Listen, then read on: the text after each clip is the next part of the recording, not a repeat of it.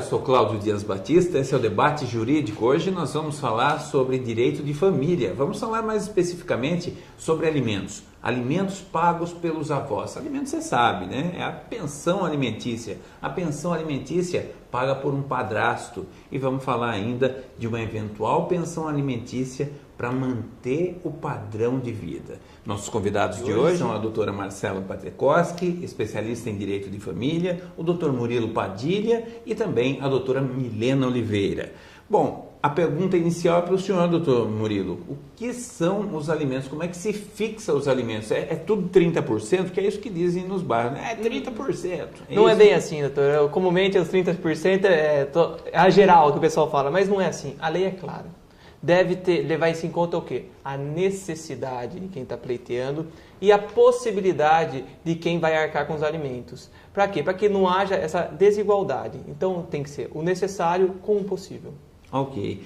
Doutora Milena, os avós também acabam sendo obrigados a pagar alimentos? Em que situação que isso acontece?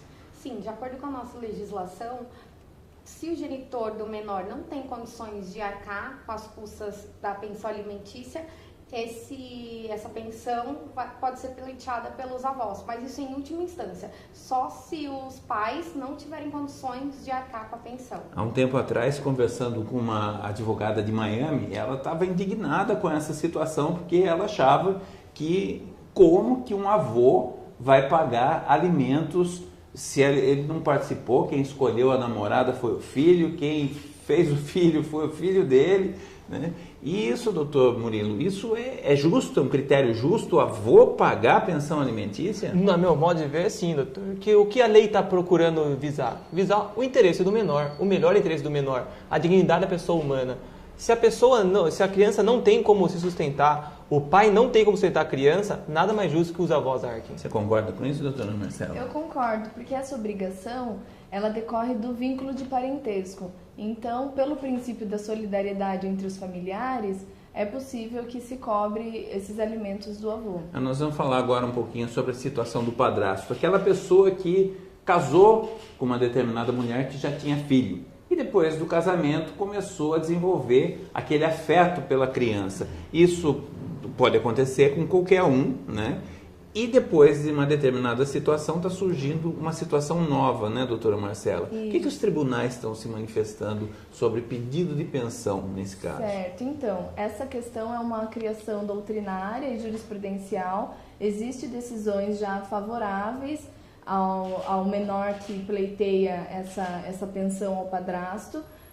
Tem uma decisão no Tribunal de Santa Catarina, já no Brasil, que obrigou o padrasto a arcar com os alimentos ao seu enteado.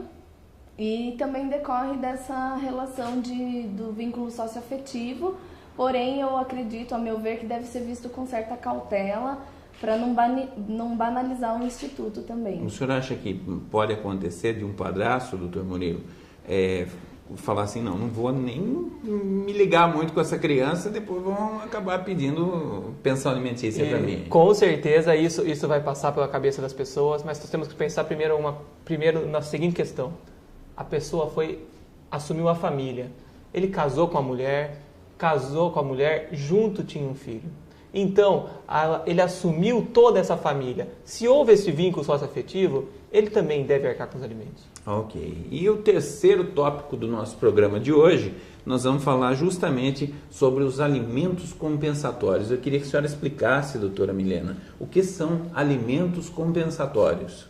Bom, os alimentos compensatórios, ele tem caráter indenizatório, que após a separação, para igualar o padrão de vida que o ex-cônjuge tinha antes na constância do casamento. Ok. Isso já é pacífico, doutora Marcela, ou ainda há discussão nos tribunais sobre esse assunto? Não, pelo contrário, ainda é uma questão muito criticada pela doutrina, depende muito da análise do caso concreto para que seja concedido esse alimento compensatório.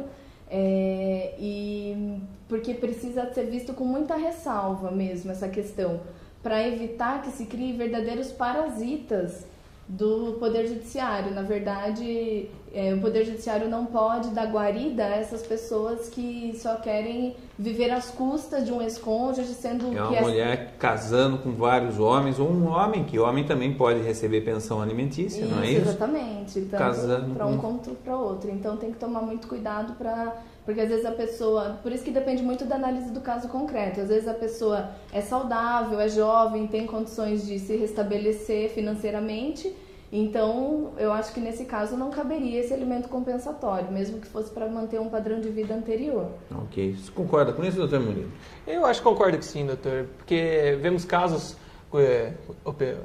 com ressalva na opinião da doutora Marcela, que existem, a pessoa fica 50 anos casado, construiu um casamento, ajudou, o marido só conseguiu ter aquele patrimônio graças à mulher que estava do lado. Nesse caso, alimentos compensatórios são plenamente devidos. Tem inclusive um caso famoso do jogador Pato, né? Como é que é essa história, doutora Marcela? Exatamente, esse é um exemplo clássico de alimentos compensatórios, em que ele foi condenado a pagar a pensão de R$50 mil por mês para ex-esposa dele, que é a atriz Stephanie Brito. Todo mundo conhece ela.